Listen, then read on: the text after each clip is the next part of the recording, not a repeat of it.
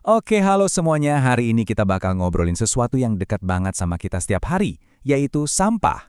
Tapi, kita nggak akan cuma ngomongin ini sebagai masalah loh.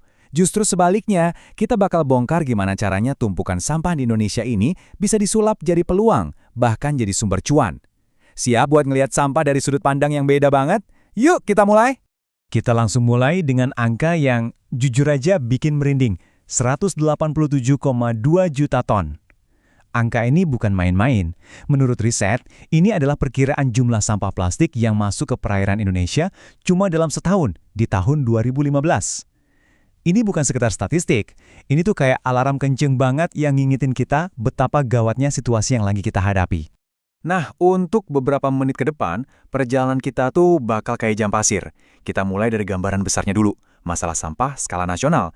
Terus kita kerucutkan, kita zoom in ke sampah yang ada di rumah kita masing-masing. Habis itu, kita zoom out lagi buat lihat solusi-solusi keren dan peluang-peluang raksasa yang ada. Ini dia peta jalan kita. Yuk kita masuk ke bagian pertama, biar kita benar-benar paham sebesar apa sih krisis ini. Ini bukan lagi soal tumpukan sampah di pojok jalan ya, tapi udah jadi tantangan nasional yang butuh perhatian kita semua. Jadi kalau kita ngomongin pengelolaan sampah, apa sih artinya? Menurut hukum di Indonesia, ini tuh bukan sekedar anggut buang ke TPA. Pengelolaan sampah itu sebuah proses yang direncanain, berkelanjutan, dan fokusnya ada dua. Pertama, gimana caranya ngurangin sampah dari sumbernya, dan kedua, gimana nanganin sampah yang udah terlanjur ada dengan cara yang benar. Nah, ini data yang menarik banget dari tahun 2021. Chart ini nunjukin kalau sekitar 64% sampah kita emang udah dikelola. Kelihatannya bagus ya, tapi coba deh lihat sisi yang satunya. Hampir 36%. Artinya, lebih dari sepertiga sampah kita itu nggak diurus sama sekali. Itu setara dengan puluhan juta ton sampah yang dibiarin gitu aja setiap tahun. Kebayang nggak? Terus, apa akibat dari sampah yang nggak terkelola tadi? Wah, dampaknya serius banget dan bisa kita rasain langsung. Mulai dari polusi udara, tanah, dan air, sampai jadi sarang penyakit yang dibawa tikus atau lalat. Belum lagi selokan mampet yang bikin banjir. Atau bahkan, yang paling parah, bencana longsor tumpukan sampah yang bisa merenggut nyawa. Oke, sekarang kita kerucutkan lagi fokusnya. Dari masalah negara yang begitu besar, yuk kita intip tempat sampah kita sendiri di rumah.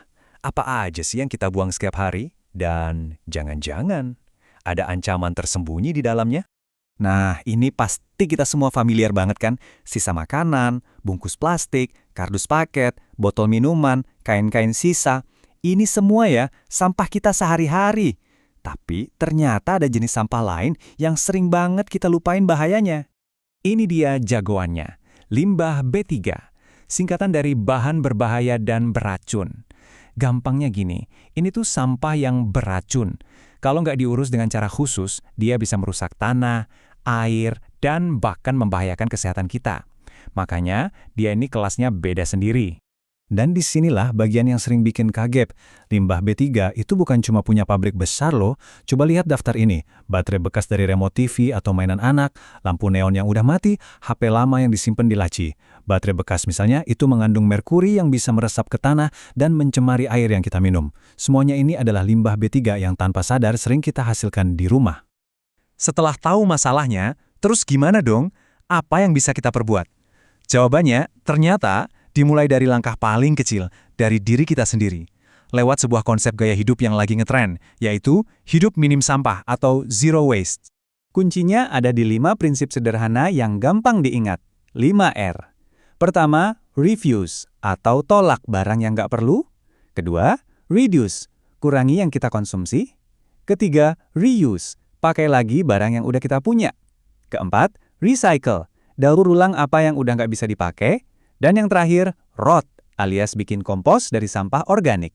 Nah, slide ini ngasih contoh yang jelas banget gimana cara nerapinnya. Sederhana kok, ganti kantong kresek dengan tas belanja kain. Bawa botol minum sendiri daripada beli air kemasan. Pakai sedotan stainless atau bambu. Bawa sapu tangan kain daripada pakai tisu.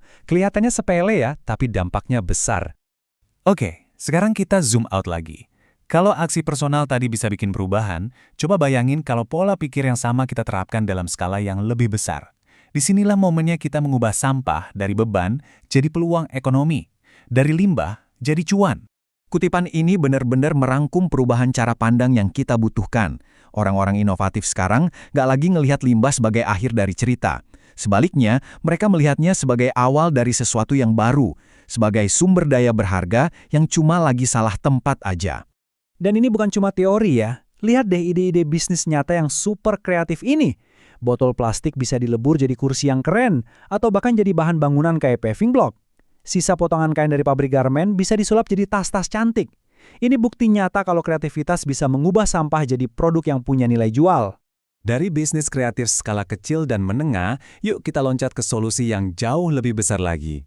Gimana caranya teknologi dan inovasi skala industri bisa menjawab tantangan sampah di level makro? Nah, ini dia masa depan pengolahan sampah. Kuncinya ada di dua ide besar. Pertama, ekonomi sirkular. Bayangin sebuah sistem di mana nggak ada lagi yang namanya sampah, karena limbah dari satu industri bisa jadi bahan baku buat industri lainnya. Keren kan? Kedua, teknologi canggih kayak insinerasi. Dua hal ini bisa mengubah total cara kita menangani sampah dalam jumlah masif. Seberapa efektif sih teknologi ini? Coba lihat angkanya. Teknologi insinerasi itu bisa mengurangi volume sampah sampai 80 hingga 90%. Gila kan? Bayangin, tumpukan sampah segunung bisa diubah jadi abu yang volumenya cuma 1/10-nya. Dan bukan cuma itu, paras dari proses pembakarannya bisa ditangkap untuk menghasilkan listrik. Inilah yang disebut waste to energy. Benar-benar sebuah game changer. Jadi inilah perjalanan yang udah kita lewati bareng-bareng. Mulai dari ngelihat betapa besarnya krisis sampah nasional, terus kita turun ke aksi-aksi personal yang bisa kita lakukan di rumah, dan diakhiri dengan melihat gimana inovasi dan teknologi menawarkan solusi skala raksasa. Lengkap kan? Dan kita tutup sesi kali ini dengan satu pertanyaan buat kita renungkan bareng-bareng. Setelah melihat masalahnya, solusi personalnya, dan solusi teknologinya, gimana caranya kita, sebagai individu, sebagai komunitas, dan sebagai bangsa, bisa benar-benar mengubah sampah jadi salah satu pilar untuk masa depan Indonesia yang lebih bersih, lebih sehat, dan lebih berkelanjutan? Jawabannya ada di tangan kita semua.